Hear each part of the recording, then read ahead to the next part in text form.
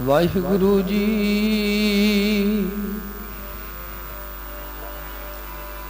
ਸਤਨਾਮ ਸ਼੍ਰੀ ਵਾਹਿਗੁਰੂ।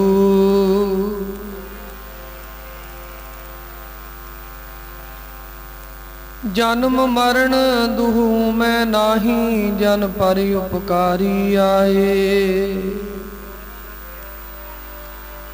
ਜੀ ਦਾਨ ਦੇ ਭਗਤੀ ਲਾਇਨ, ਹਰਿ ਸਿਉ ਲੈਣ ਮਿਲਾਏ।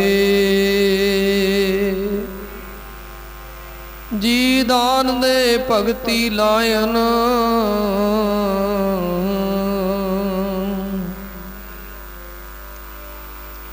ਹਰਿ ਸਿਉ ਲੈਣ ਮਿਲਾਏ।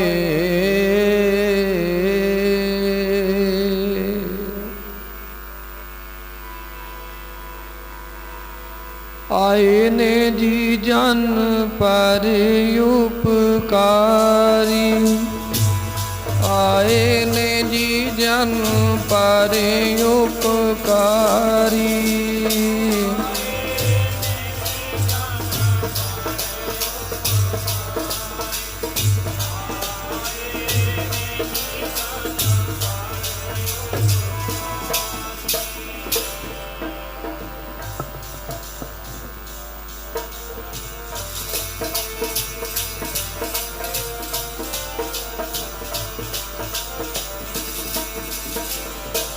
ਆਏ ਨੇ ਜੀ ਜਨ ਪਰ ਉਪਕਾਰੀ, ਆਏ ਨੇ ਜਨ ਪਰ ਉਪਕਾਰੀ।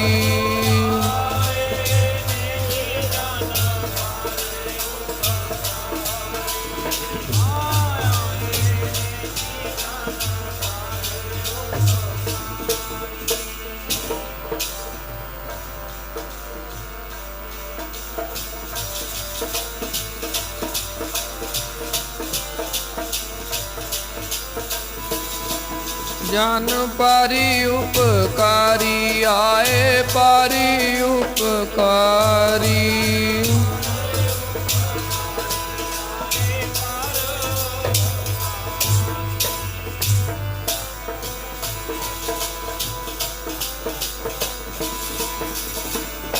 ਪਾਰੀ ਉਪਕਾਰੀ, ਆਏ ਪਾਰੀ ਉਪਕਾਰੀ।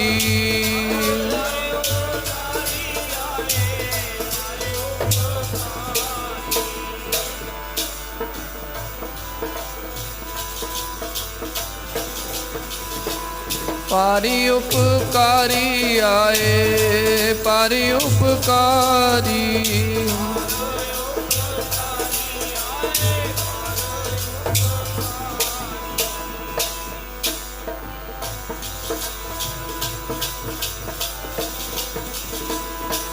ਆਏ ਨੇ ਜੀ ਜਨ ਪਾਰੀ ਉਪਕਾਰੀ, ਆਏ ਨੇ ਜੀ ਜਨ ਪਾਰੀ ਉਪਕਾਰੀ।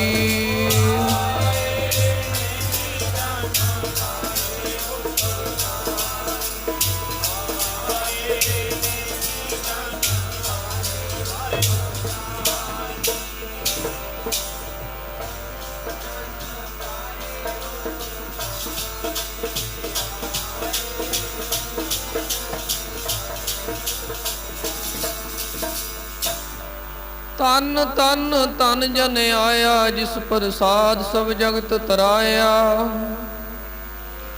ਜਨ ਆਵਨ ਕਾਹੈ ਸੁਆਓ,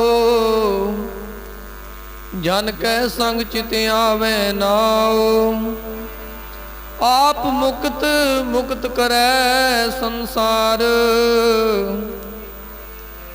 ਨਾਨਕ ਤਿਸ ਜਨ ਕਉ ਸਦਾ ਨਮਸਕਾਰ।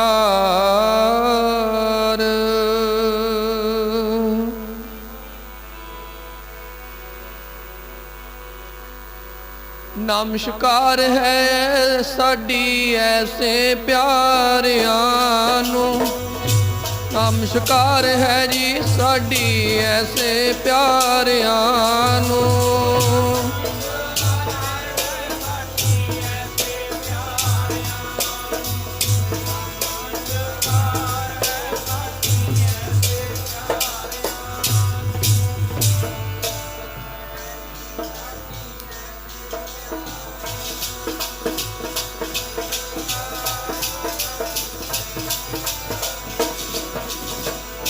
ਨਮਸਕਾਰ ਸਾਡੀ ਐਸੇ ਪਿਆਰਿਆਂ ਨੂੰ ਬਈ, ਨਮਸਕਾਰ ਹੈ ਸਾਡੀ ਐਸੇ ਪਿਆਰਿਆਂ ਨੂੰ।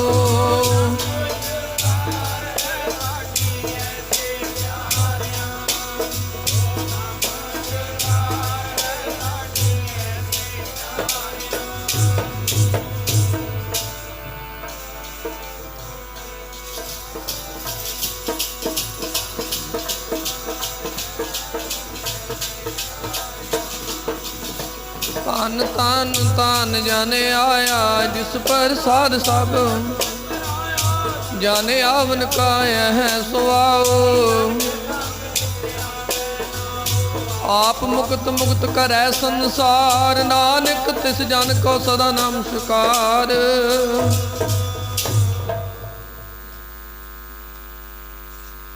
ਜੁਗੋ ਜੁਗ ਅਟਲ ਜਬਰ ਤਖਤ ਦੇ ਮਾਲਕ ਗੁਰਗੱਦੀ ਤੇ ਵਿਰਾਜਮਾਨ, ਧੰਨ ਧੰਨ ਸ਼੍ਰੀ ਗੁਰੂ ਗ੍ਰੰਥ ਸਾਹਿਬ ਜੀ ਦੇ ਚਰਨਾਂ ਵਿੱਚ ਜੁੜ ਬੈਠੀ ਗੁਰੂ ਰੂਪ ਗੁਰੂ ਪਿਆਰੀ ਗੁਰੂ ਸਵਾਰੀ ਸਾਧ ਸੰਗਤ ਜੀਓ, ਆਓ ਮਨ ਬਿਰਤੀਆਂ ਨੂੰ ਕਾਗਰ ਕਰੋ। ਕੁਝ ਸਮਾਂ ਗੁਰੂ ਦੇ ਚਰਨਾਂ ਦੇ ਵਿੱਚ ਬਹਿ ਕੇ ਲਾਹਾ ਪ੍ਰਾਪਤ ਕਰੀਏ। ਜਿੰਨੀ ਸੰਗਤ ਗੁਰੂ ਚਰਨਾਂ 'ਚ ਬੈਠੀ ਪਿਆਰ ਦਾ ਸਬੂਤ ਦਿਓ। ਗੱਜ ਕੇ ਆਖੋ ਜੀ ਵਾਹਿਗੁਰੂ ਜੀ ਕਾ ਖਾਲਸਾ, ਵਾਹਿਗੁਰੂ ਜੀ ਕੀ ਫਤਿਹ।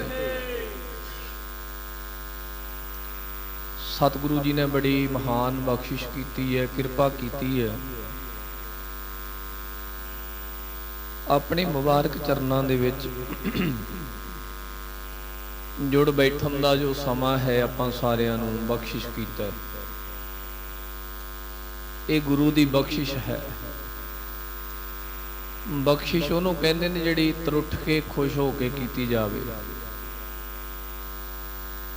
ਜਦੋਂ ਗੁਰੂ ਸਾਹਿਬ ਜੀ ਕਿਸੇ ਤੇ ਖੁਸ਼ ਹੁੰਦੇ ਨੇ ਤੇ ਉਹਨੂੰ ਆਪਣੇ ਚਰਨਾਂ ਵਿੱਚ ਬਿਠਾਉਂਦੇ। ਸਭ ਤੋਂ ਵੱਡੀ ਪ੍ਰਸੰਨਤਾ ਗੁਰੂ ਸਾਹਿਬ ਜੀ ਦੀ ਸਾਡੇ ਤੇ ਉਦੋਂ ਹੁੰਦੀ ਜਦੋਂ ਅਸੀਂ ਗੁਰੂ ਦੇ ਚਰਨਾਂ 'ਚ ਬਹਿੰਦੇ। ਜਿਹੜਾ ਸਿੱਖ ਗੁਰੂ ਦੇ ਚਰਨਾਂ ਵਿੱਚ ਬੈਠਾ ਹੈ ਉਹ ਸਮਝ ਲਵੇ ਮੇਰੇ ਤੇ ਗੁਰੂ ਦੀ ਬਖਸ਼ਿਸ਼ ਹੈ, ਮੇਰੇ ਤੇ ਗੁਰੂ ਸਾਹਿਬ ਜੀ ਖੁਸ਼ ਹੋ ਗਏ। ਤਾਂ ਗੁਰੂ ਸਾਹਿਬ ਆਪਣੇ ਚਰਨਾਂ ਵਿੱਚ ਸਿੱਖ ਨੂੰ ਬਿਠਾਉਂਦੇ। ਲੱਭਦੇ ਫਿਰਦੇ ਨੇ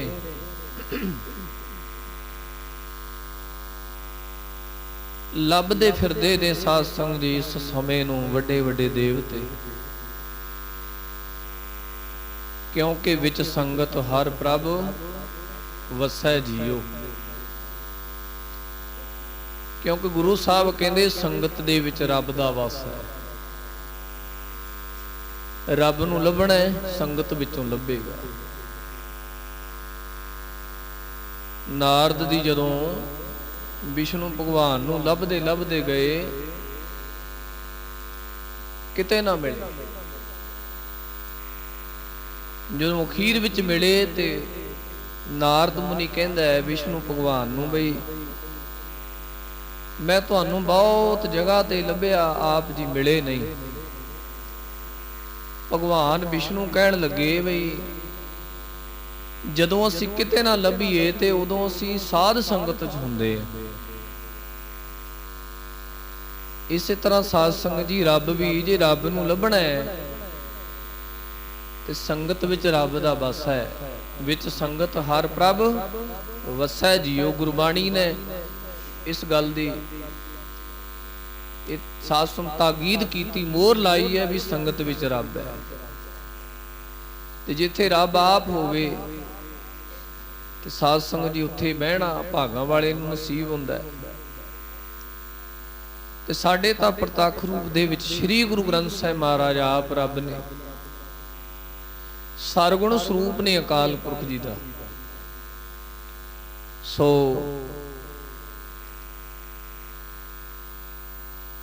ਦੋ ਤਿੰਨ ਦਿਨ ਤੋਂ ਲੈ ਕੇ ਆਪ ਜੀ ਲਾਹਾ ਪ੍ਰਾਪਤ ਕਰ ਰਹੇ ਹੋ। ਸ਼੍ਰੀ ਅਖੰਡ ਪਾਠ ਸਾਹਿਬ ਦੀ ਪ੍ਰਾਰੰਭਤਾ ਹੋਈ, ਅੱਜ ਭੋਗ ਪਾਏ ਗਏ ਨੇ। ਜਿਵੇਂ ਪਹਿਲਾਂ ਵੀ ਦੱਸਿਆ ਗਿਆ ਕਿ ਸੰਗਰਾਂਦ ਦੇ ਦਿਹਾੜੇ ਨੂੰ ਮੁੱਖ ਰੱਖ ਕੇ ਜੋ ਅਖੰਡ ਪਾਠ ਸਾਹਿਬ ਹੁੰਦੇ ਨੇ, ਬਾਬਾ ਜੀ ਨੇ ਦੱਸਿਆ ਕਿ ਦਸਵੀਂ ਦਾ ਦਿਹਾੜਾ ਕੱਲ ਨੂੰ ਹੋਣ ਕਰਕੇ ਇੱਕ ਦਿਨ ਪਹਿਲਾਂ ਇਹ ਸ਼੍ਰੀ ਅਖੰਡ ਪਾਠ ਸਾਹਿਬ ਦੀ ਜੋ ਸਮਾਪਤੀ ਅੱਜ ਕੀਤੀ ਜਾ ਰਹੀ ਹੈ। ਇੱਥੇ ਦਿਨ ਦੇ ਨਾਲ ਕੋਈ ਸੰਬੰਧ ਨਹੀਂ ਹੈ। ਮਹਾ ਦਿਵਸ ਮੂਰਤ ਭਲੇ ਜਿਸ ਕੋ ਨਦਰ ਕਰੇ। ਸਤਿਗੁਰੂ ਸ਼੍ਰੀ ਗੁਰੂ ਗ੍ਰੰਥ ਸਾਹਿਬ ਮਹਾਰਾਜ ਨੂੰ ਪੁੱਛੋ, ਮਹਾਰਾਜ ਕਿਹੜਾ ਦਿਨ ਚੰਗਾ ਹੈ? ਤੇ ਸ਼੍ਰੀ ਗੁਰੂ ਗ੍ਰੰਥ ਸਾਹਿਬ ਮਹਾਰਾਜ ਕਹਿੰਦੇ ਭਾਈ ਉਹ ਦਿਨ ਚੰਗਾ ਹੈ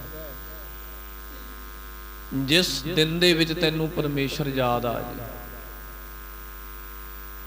ਜਿਸ ਦਿਨ ਤੈਨੂੰ ਪ੍ਰਮਾਤਮਾ ਅਕਾਲ ਪੁਰਖ ਯਾਦ ਆਵੇ ਉਹ ਦਿਨ ਤੇਰੇ ਵਾਸਤੇ ਚੰਗਾ ਹੈ। ਜਿਹੜੇ ਦਿਨ ਸਾਧ ਸੰਗਤ ਜੀ ਸਾਨੂੰ ਪ੍ਰਮਾਤਮਾ ਦੀ ਯਾਦ ਭੁੱਲ ਗਈ ਉਹ ਦਿਨ ਭਾਵੇਂ ਕੋਈ ਵੀ ਹੈ ਸਾਡੇ ਵਾਸਤੇ ਮਾੜਾ ਹੀ ਮਾੜਾ ਹੈ। ਆਖੋ ਸਤਨਾਮ ਸ਼੍ਰੀ। ਕੁਰਬਾਨ ਜਾਈ ਉਸ ਵੇਲਾ ਸੁਹਾਵੀ ਜਿਤ ਤੁਮਰੇ ਦੁਆਰੇ ਆਏ। ਸਤਿਗੁਰੂ ਕਹਿੰਦੇ, ਸਿੱਖ ਕਹਿੰਦਾ ਹੈ ਵੀ ਸੱਚੇ ਪਾਤਸ਼ਾਹ ਜਦੋਂ ਮੈਂ ਤੇਰੇ ਦਰ ਤੇ ਆਉਂਦਾ ਉਸ ਵੇਲੇ ਨੂੰ ਮੈਂ ਕੁਰਬਾਨ ਜਾਵਾਂ। ਉਹ ਵੇਲਾ ਲੱਭਿਆ ਵੀ ਨਹੀਂ ਲੱਭਦਾ,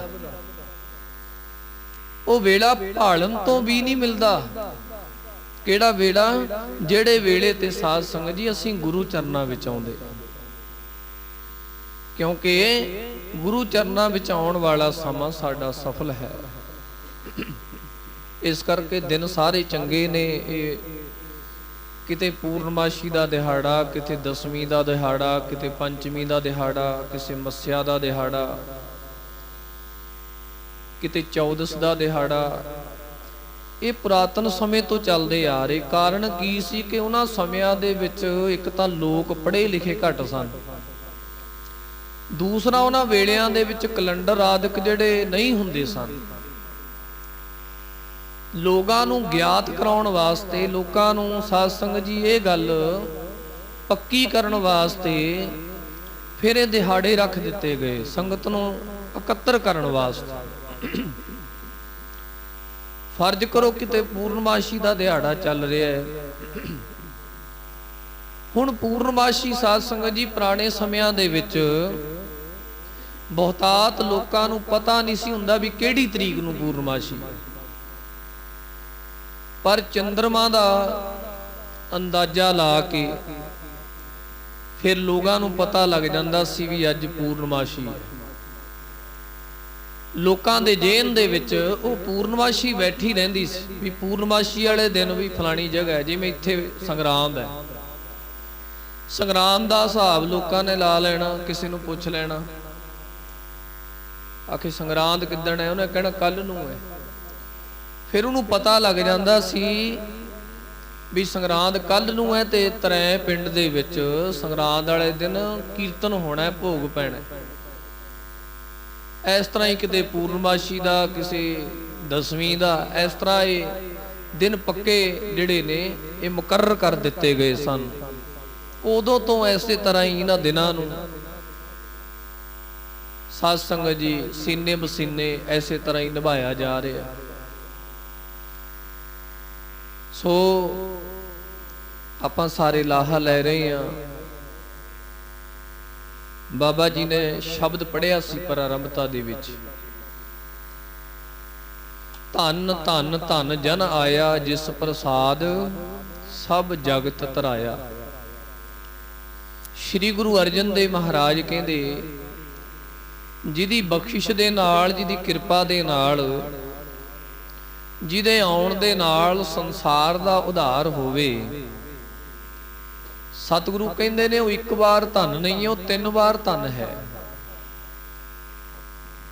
ਉਹ 3 ਵਾਰ ਧੰਨ ਹੈ, ਭਾਵ ਤਿੰਨਾਂ ਕਾਲਾਂ ਵਿੱਚ ਉਹ ਧੰਨ ਹੈ। ਉਹ ਆਉਣ ਤੋਂ ਪਹਿਲਾਂ ਵੀ ਧੰਨ ਸੀ, ਉਹ ਆ ਕੇ ਵੀ ਧੰਨ ਹੈ, ਉਹ ਜਾਣ ਤੋਂ ਬਾਅਦ ਵੀ ਧੰਨਤਾ ਦੇ ਯੋਗ ਹੈ, ਵਧਾਈ ਦਾ ਪਾਤਰ ਹੈ।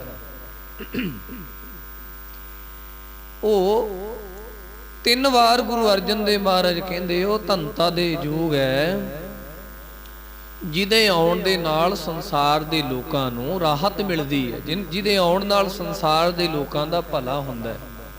ਜਿਸ ਪ੍ਰਸਾਦ ਸਭ ਜਗਤ ਧਰਾਇਆ, ਜਨ ਆਵਨ ਕਾ ਇਹ ਸੁਆਓ। ਜਨ ਆਵਨ ਕਾ ਇਹ ਸੁਆਉ ਲਾਹਾ ਕੀ ਹੈ ਜੀ। ਰੱਬ ਦੇ ਪਿਆਰਿਆਂ ਦੇ ਆਉਣ ਦਾ ਲਾਹਾ ਕੀ ਹੈ ਸੰਸਾਰ 'ਚ, ਕਿ ਜਨ ਕੈ ਸੰਗ ਚਿਤ ਆਵੇ ਨਾਉ। ਗੁਰੂ ਅਰਜਨ ਦੇਵ ਮਹਾਰਾਜ ਕਹਿੰਦੇ ਰੱਬ ਦੇ ਪਿਆਰਿਆਂ ਦਾ ਸੰਸਾਰ ਵਿੱਚ ਆਉਣ ਦਾ ਲਾਹਾ ਇਹ ਹੈ ਕਿ ਰੱਬ ਦੇ ਪਿਆਰਿਆਂ ਦੇ ਨਾਲ ਮਿਲ ਕੇ ਜਨ ਕੈ ਸੰਗ ਚਿਤ ਆਵੇ। ਚਿੱਤ ਵਿੱਚ ਕੀ ਆਉਂਦਾ ਜੀ? ਵਿਕਾਰ ਨਹੀਂ ਆਉਂਦੇ, ਮਾੜੇ ਖਿਆਲ ਨਹੀਂ ਆਉਂਦੇ। ਰੱਬ ਦੇ ਪਿਆਰਿਆਂ ਦੇ ਮਿਲਾਪ ਨਾਲ ਕੀ ਮਿਲਦਾ ਜੀ? ਚਿੱਤ ਆਵੇ ਨਾਉ, ਪਰਮੇਸ਼ਰ ਯਾਦ ਆਉਂਦਾ। ਆਖੋ ਸਤਨਾਮ। ਰੱਬ ਦੇ ਪਿਆਰਿਆਂ ਦੇ ਦਰਸ਼ਨ ਕਰਕੇ, ਉਹਨਾਂ ਦੀ ਸੰਗਤ ਕਰਕੇ ਰੱਬ ਚੇਤੇ ਆਉਂਦਾ। ਇਸ ਤਰ੍ਹਾਂ ਗੁਰਬਾਣੀ ਨੇ ਕਿਹਾ ਵੀ ਹੈ, ਆਵੇ ਸਾਹਿਬ ਚਿੱਤ ਤੇਰਿਆਂ ਭਗਤਾਂ ਡਿਠਿਆਂ। ਆਵੇ ਸਾਹਿਬ ਚਿੱਤ ਤੇਰਿਆਂ ਭਗਤਾਂ ਡਿਠਿਆਂ।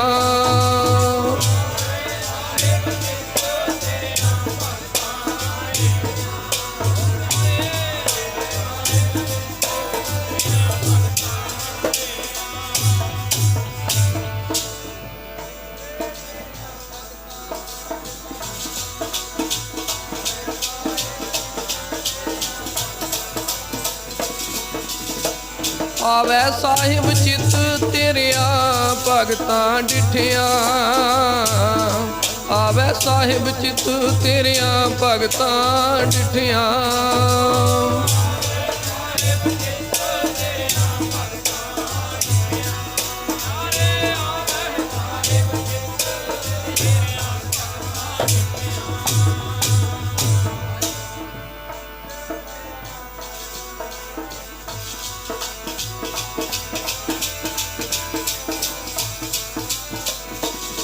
ਤੇਰਿਆਂ ਭਗਤਾਂ ਡਿਠਿਆਂ, ਤੇਰਿਆਂ ਭਗਤਾਂ ਡਿਠਿਆਂ ਜੀ।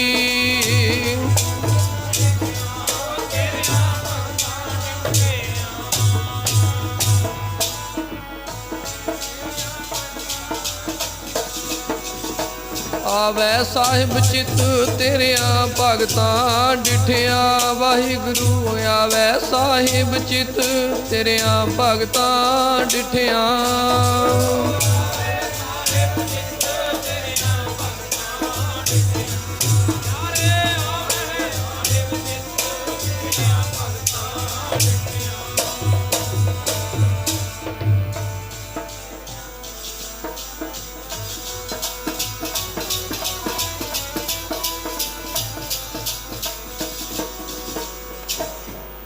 ਆਵੇ ਸਾਹਿਬ ਚਿੱਤ ਤੇਰੀਆਂ ਭਗਤਾਂ ਡਿਠਿਆਂ। ਮਨ ਕੀ ਕਟਿਐ ਮੈਲ ਸਾਧ ਸੰਗ ਉਠਿਆ।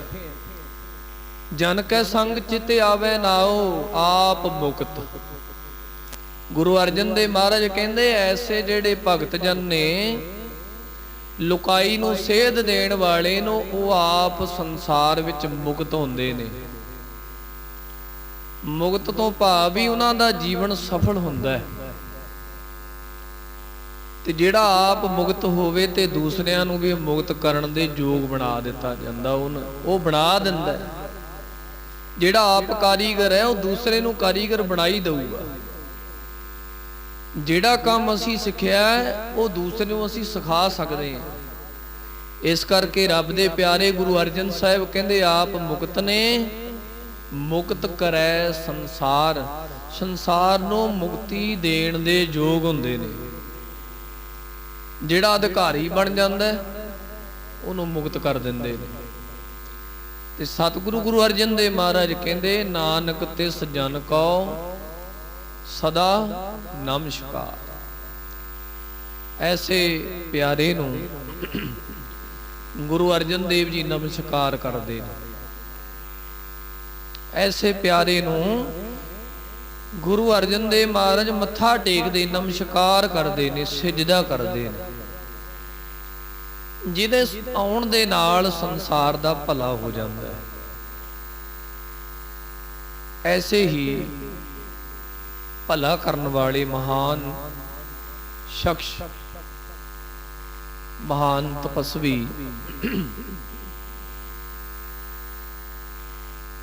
श्री गुरु नानक देव महाराज जी दे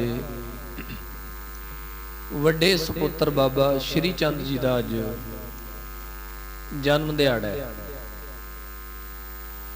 भाद्रो सुदी 9 संमत 1551 ईसवी सन 1494। ਹੁਣ ਆਪਾਂ ਨੂੰ ਭੁਲੇਖਾ ਜਿਹਾ ਪੈ ਜਾਣਾ ਵੀ ਇਹ ਕੀ ਬੋਲ ਦਿੱਤਾ। ਪਹਿਲਾਂ ਬਿਕਰਮੀ ਸਨ ਚੱਲਦਾ ਹੁੰਦਾ ਸੀ, ਜਦੋਂ ਅੰਗਰੇਜ਼ ਆਏ ਉਹਨਾਂ ਨੇ ਈਸਵੀ ਸਨ ਚਲਾ ਦਿੱਤਾ। ਜਿਹੜੇ ਕੈਲੰਡਰ ਸਾਡੇ ਘਰਾਂ 'ਚ ਪਏ, ਜਿਹੜੇ ਕੈਲੰਡਰ ਸਾਡੇ ਘਰਾਂ 'ਚ ਲੱਗੇ ਨੇ ਨਾ, ਇਹ ਈਸਵੀ ਸਨ ਦੇ ਨੇ। ਅੰਗਰੇਜ਼ ਲੈ ਕੇ ਆਏ ਈਸਵੀ ਸਨ। ਸਾਨੂੰ ਈਸਵੀ ਸਨ ਦਾ ਕਹਿ ਲਓ ਵੀ ਨਸ਼ਾ ਲੱਗ ਗਿਆ। जनवरी फरवरी मार्च अप्रैल मई जून ये याद रह गई। किसी नूं पुछो भी देसी महीनों के नाम सुना दे, कोई होऊगा। बच्चों नूं तां पता ही नहीं भी देसी महीने हुंदे की है। क्यों छड्ड ही दिता? जिवें लोगों ने अंग्रेजी दवाई शुरू कर दी, देसी दवाई छड्ड दित्ती। ਹੁਣ अंग्रेजी कर लग गई खराब, ਹੁਣ फिर देसी ਵੱਲ ਨੂੰ ਆਏ ਨੇ। ਕੋਈ ਸਮਾਂ ਆਊਗਾ ਸਾਨੂੰ ਉਹ देसी ਮਹੀਨਿਆਂ ਦੇ ਮੁਤਾਬਕ ਹੀ ਚੱਲਣਾ ਪੈਣਾ। ਇਹ ਅੰਗਰੇਜ਼ ਲਿਆਏ ਈਸਵੀ ਸਨ। ਪਹਿਲਾਂ ਬਿਕਰਮੀ ਸਨ ਚੱਲਦਾ ਹੁੰਦਾ ਸੀ। ਬਿਕਰਮੀ ਸਨ ਈਸਵੀ ਸਨ ਤੋਂ 57 ਸਾਲ ਐਡਵਾਂਸ ਹੈ, ਅੱਗੇ ਹੈ। कल मैं काउंटिंग की सी, गिणती की सी, 57 साल का फर्क है। ईसवी सन 57 साल पिछे चलता है बिक्रमी तो। ते बाबा श्री चंद जी का जो जन्म है ये बिक्रमी सन जिहड़ा है 1551, ईसवी सन 1494 दिन अज वाला। जदों आपां वेखांगे ना जंतरी देखियो अज, जिवें आपां कल भी विचार कीती सी कि भादरों सुदी 8 की सी गल जी। कल जिहड़े आए होने आ, जिन्हें सुनिया होएगा उन्होंने पता होगा भी कल की सी, आदि विचार कीती है। अद्धे तां भुल ही गए होणगे। अज दी तरीक जदों आपां जंतरी वेखांगे, भादरों सुधी लिखिया होऊगा ते नाल लिखिया होऊगा 9, भाव भाद्र सुधी 9 है। अज ये चंद्रमा दे हिसाब नाल चलदे ने। जदों मस्या साध संगत जी मस्या आउंदी है, उस तो बाद फिर एकम 2 3 फिर पंचमी आ जाती, 10वीं आ जाती, फिर पूर्णमाशी आउंदी। पूर्णमाशी तो बाद फिर हनेर शुरू हो जाता है। इस तरह ये 15-15 दिन का चलता है। रहो विचार। भाद्रो सुदी 9 1494 ईसवी सन श्री गुरु नानक देव महाराज जी दे गृह माता सुलखणी जी दी कुखों पिंड सुल्तानपुर लोधी, जिथे गुरु नानक साहब जी दे भैन विआहे होए सन। सुल्तानपुर लोधी दी धरती ते माता सुलखणी जी दी कुखों अज एक पुत्र ने जन्म लिया, जेड़ा साध संगत जी दुनिया नालों वखरा है। जेड़ा दुनिया नालों वखरा है, जिदी सोच, जिदे काम, जिदा हर एक चीज जिहड़ी है दुनिया तो वखरी है। जिवें गुरु ग्रंथ साहिब जी ने कहा, भगतां ते सहसारियां जोड़ कदे ना आया। भगतां की चाल निराली, चालां निराली, भगता केरी बेखम मार्ग चलना। लब लोभ अहंकार तज तृष्णा बहुत नाही बोलना। खन्यो तिखी वालो निकी एत मार्ग जाना। गुर प्रसादी जिनी आप तजया हर वासना समाणी ਕਹਿ ਨਾਨਕ ਚਾਲ ਭਗਤਾਂ ਜੁਗ ਹੋ ਜੁਗ ਨਿਰਾਲੀ। ਸਤਿਪੁਰਖਾਂ ਦੀ ਬੰਦਗੀ ਕਰਨ ਵਾਲਿਆਂ ਦੀ ਜੋ ਚਾਲ ਹੈ, ਜੋ ਰੀਤ ਹੈ, ਉਹ ਦੁਨੀਆ ਨਾਲੋਂ ਥੋੜੀ ਜੀ ਵੱਖਰੀ ਹੁੰਦੀ ਹੈ। ਰਹਿੰਦੇ ਦੁਨੀਆ 'ਚ ਹੀ ਨੇ, ਜਿਵੇਂ ਕਮਲ ਦਾ ਫੁੱਲ ਰਹਿੰਦਾ ਚਿੱਕੜ 'ਚ ਹੀ ਹੈ, ਪਰ ਚਿੱਕੜ ਤੋਂ ਨਿਰਲੇਪ ਹੈ। ਚਿੱਕੜ ਦੀ ਜੋ ਸਾਧ ਸੰਗਤ ਜੀ ਉਹ ਚਿਕਨਾਹਟ ਹੈ, ਉਹ ਗੰਧਲਾਪਣ ਜਿਹੜਾ ਹੈ ਨਾ, ਉਹ ਆਪਣੇ ਤੇ ਹਾਵੀ ਨਹੀਂ ਹੋਣ ਦਿੰਦਾ। ਰੱਬ ਦਾ ਪਿਆਰਾ ਵੀ ਦੁਨੀਆ 'ਚ ਰਹਿੰਦਾ ਹੈ, ਸੰਸਾਰ 'ਚ ਰਹਿੰਦਾ ਹੈ, ਪਰ ਸੰਸਾਰ ਦੀ ਮਾਇਆ ਦਾ ਚਿੱਕੜ ਜਿਹੜਾ ਉਹ ਆਪਣੇ ਉੱਤੇ ਪੈਣ ਨਹੀਂ ਦਿੰਦਾ। ਇੰਨਾ ਕੁ ਫਰਕ ਹੈ, ਸਾਡੇ ਤੇ ਮਾਇਆ ਦਾ ਚਿੱਕੜ ਪਿਆ ਹੋਇਆ। ਹਾਂ, ਇਹ ਗੱਲ ਹੈ ਵੀ ਉਹ ਰੱਬ ਦਾ ਪਿਆਰਾ ਸਾਡੇ ਮਾਇਆ ਦੇ ਚਿੱਕੜ ਨੂੰ, ਪਏ ਹੋਏ ਨੂੰ ਸਾਫ਼ ਕਰਦਾ ਹੈ, ਜੇਕਰ ਉਹਦੇ ਸੰਪਰਕ 'ਚ ਆਪਾਂ ਆਉਂਦੇ। ਤੇ ਬਾਬਾ ਸ਼੍ਰੀ ਚੰਦ ਜੀ ਦਾ ਆਗਮਨ ਹੋਇਆ, ਜਨਮ ਹੋਇਆ, ਇੱਕ ਵੱਖਰਾ ਰੂਪ ਸੀ। ਸਾਧ ਸੰਗਤ ਜੀ, ਗੁਰੂ ਨਾਨਕ ਸਾਹਿਬ ਜੀ ਨੇ ਇਹ ਪਹਿਲਾਂ ਹੀ ਰੀਤ ਚਲਾ ਦਿੱਤੀ ਸੀ। ਭਾਈ ਗੁਰਦਾਸ ਜੀ ਨੇ ਇਹਦਾ ਖੁਲਾਸਾ ਕੀਤਾ ਹੈ, ਬਾਬੇ ਭੇਖ ਬਣਾਇਆ, ਉਦਾਸੀ ਕੀ ਰੀਤ ਚਲਾਈ। ਉਦਾਸੀ ਕੀ ਹੈ? ਉਦਾਸੀ ਤੋਂ ਭਾਵ ਹੈ ਵੀ ਦੋ ਅਰਥ ਨੇ ਉਦਾਸੀ ਦੇ। ਇੱਕ ਤਾਂ ਉਦਾਸੀ ਯਾਤਰਾ ਨੂੰ ਕਹਿੰਦੇ ਨੇ। ਯਾਤਰਾ ਅਸਲ ਮਾਇਨਿਆਂ ਦੇ ਵਿੱਚ ਯਾਤਰਾ ਜਿਹੜੀ ਹੈ ਉਹਨੂੰ ਉਦਾਸੀ ਕਹਿੰਦੇ ਨੇ। ਜਿਹੜੀ ਅਸੀਂ ਯਾਤਰਾ ਕਰਦੇ ਹਾਂ, ਸਾਧ ਸੰਗਤ ਦੀ ਯਾਤਰਾ ਸਾਡੀ ਉਦੋਂ ਸਫਲ ਹੁੰਦੀ ਹੈ ਜੇਕਰ ਅਸੀਂ ਆਪਣਾ ਪਿੱਛੇ ਦੀ ਸੋਚ ਨੂੰ ਛੱਡ ਕੇ ਜਾਵਾਂਗੇ। ਇਹ ਮੰਨਣਾ ਪਊਗਾ ਸਾਨੂੰ। ਯਾਤਰਾ ਭਾਵ ਕਿਤੇ ਜਾਣਾ ਹੈ, ਸਾਨੂੰ ਪਿਛਲੀ ਸੋਚ ਨਿਰਲੇਪ ਕਰਨੀ ਪਵੇਗੀ, ਪਿਛਲੀ ਸੋਚ ਛੱਡਣੀ ਪਏਗੀ। ਜੇ ਪਿੱਛੇ ਸੋਚ ਲੈ ਕੇ ਯਾਤਰਾ ਤੇ ਜਾਵਾਂਗੇ ਤੇ ਸਾਡੀ ਯਾਤਰਾ ਦਾ ਸਾਨੂੰ ਆਨੰਦ ਨਹੀਂ ਆਉਣਾ, ਕਦੇ ਨਹੀਂ ਆਉਂਦਾ। ਉਦੋਂ ਆਨੰਦ ਆਊ ਯਾਤਰਾ ਦਾ ਜਦੋਂ ਪਿਛੋਕੜ ਛੱਡ ਕੇ ਜਾਵਾਂਗੇ, ਜਦੋਂ ਪਿਛਲੀ ਸੋਚ ਛੱਡ ਦਿਆਂਗੇ, ਭੁੱਲ ਜਾਵਾਂਗੇ ਸਾਰਾ ਕੁਝ। ਯਾਤਰਾ ਤੇ ਗਏ, ਭੁੱਲ ਜਾਓ ਘਰ। ਜੇ ਹੁਣ ਘਰ ਹੀ ਚੇਤੇ ਗਏ, ਯਾਤਰਾ ਤੇ ਘਰ ਚੇਤੇ ਹੈ ਵੀ ਚੋਰੀ ਨਾ ਕਰ ਲੇ ਕੋਈ, ਆ ਨਾ ਹੋ ਜੇ, ਆਉ ਨਾ ਹੋ ਜੇ। ਗਿਆ ਯਾਤਰਾ ਤੇ ਹੈ, ਉੱਥੇ ਜਾ ਕੇ ਦੂਸਰਿਆਂ ਨਾਲ ਗੱਲਾਂ ਕਰੀ ਜਾਵੇ ਵੀ ਮੈਨੂੰ ਤਾਂ ਇਉਂ ਲੱਗਦਾ ਵੀ ਮੇਰੇ ਘਰ ਚੋਰੀ ਕਰ ਲੈਣੀ ਕਿਸੇ ਨੇ। ਉਹ ਦੂਸਰਾ ਕਹੂਗਾ ਵੀ ਕੀ ਤੂੰ ਐਵੇਂ ਹੀ ਬਸ ਤੂੰ ਕਰਨ ਆਇਆ ਯਾਤਰਾ, ਗੱਲਾਂ ਤੂੰ ਫਿਰ ਪਿੱਛੇ ਦੀਆਂ ਕਰੀ ਜਾਂਦਾ। ਉਦਾਸੀ, ਪਿਛਲਾ ਮੋਹ ਛੱਡ ਕੇ ਅੱਗੇ ਨੂੰ ਤੁਰਨਾ, ਉਦਾਸੀ। ਗੁਰੂ ਨਾਨਕ ਸਾਹਿਬ ਵੀ ਜਦੋਂ ਤੁਰੇ ਸੀ ਨਾ, ਚਾਰ ਦਿਸ਼ਾਵਾਂ, ਪੂਰਬ, ਪੱਛਮ, ਉੱਤਰ ਤੇ ਦੱਖਣ ਦੀਆਂ ਚਾਰ ਗੁਰੂ ਨਾਨਕ ਸਾਹਿਬ ਜੀ ਨੇ ਉਦਾਸੀਆਂ ਕੀਤੀਆਂ, ਯਾਤਰਾਵਾਂ ਕੀਤੀਆਂ। ਪਿਛਲਾ ਭੁੱਲ ਕੇ ਜਾਂਦੇ ਸੀ,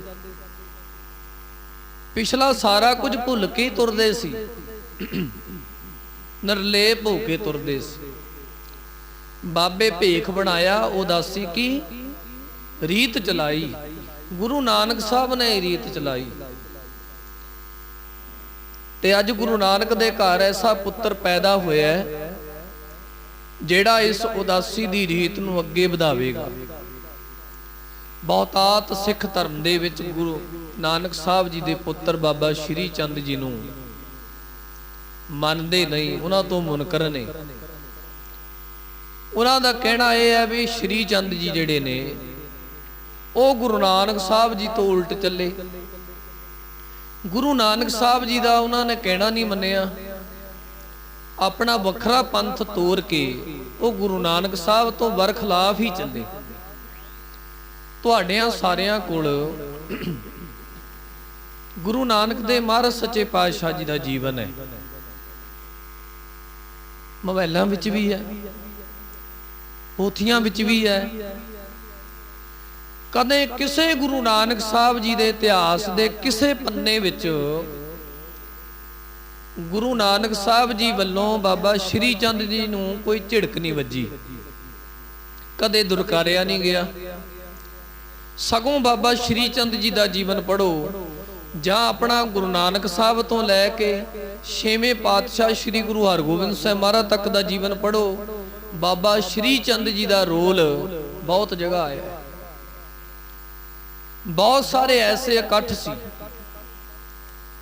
ਜਿਨ੍ਹਾਂ ਇਕੱਠਾਂ ਦੇ ਵਿੱਚ ਗੁਰੂ ਸਾਹਿਬ ਦੇ ਨਾਲ, ਸਿੱਖਾਂ ਦੇ ਨਾਲ ਬਾਬਾ ਸ਼੍ਰੀ ਚੰਦ ਜੀ ਆਪ ਸ਼ਮੂਲੀਅਤ ਕਰਦੇ ਰਹੇ। ਸਾਧ ਸੰਗਤ ਜੀ ਵੱਡੇ ਥੋੜੇ ਜਿਹੇ ਹੋਏ। ਗੁਰੂ ਨਾਨਕ ਸਾਹਿਬ ਜੀ ਨੇ ਵੇਖਿਆ ਪੁੱਤਰ ਦੀ ਬਿਰਤੀ ਉਦਾਸੀ ਮਤ ਦੀ ਹੈ, ਨਿਰਲੇਪ ਬਿਰਤੀ ਹੈ। ਸਿਆਣੇ ਜਿਹੜੇ ਸਾਧ ਸੰਗਤ ਜੀ ਮਾਂ ਪਿਓ ਨੇ ਨਾ, ਉਹ ਬੱਚੇ ਦੀ ਸੋਚ ਵੇਖ ਲੈਂਦੇ, ਥਿੰਕਿੰਗ ਵੇਖ ਲੈਂਦੇ ਆ ਵੀ ਬੱਚਾ ਕੀ ਸੋਚ ਰਿਹਾ ਹੈ, ਇਹਦਾ ਲਗਾ ਕਿੱਧਰ ਨੂੰ ਹੈ। ਫਿਰ ਉਹ ਉਸ ਬੱਚੇ ਨੂੰ ਉਧਰ ਨੂੰ ਤੋਰਦੇ ਨੇ। ਸਿਆਣੇ ਪੇਰੈਂਟਸ ਦੀ ਗੱਲ ਕਰ ਰਹੇ ਹਾਂ, ਸਿਆਣੇ ਮਾਤਾ ਪਿਤਾ ਦੀ ਮੈਂ ਗੱਲ ਕਰ ਰਿਹਾ। ਉਹ ਬੱਚੇ ਦੀ ਰੁਚੀ ਵੇਖ ਲੈਂਦੇ ਆ ਵੀ ਬੱਚਾ ਕਿੱਧਰ ਨੂੰ ਜਾ ਰਿਹਾ ਹੈ।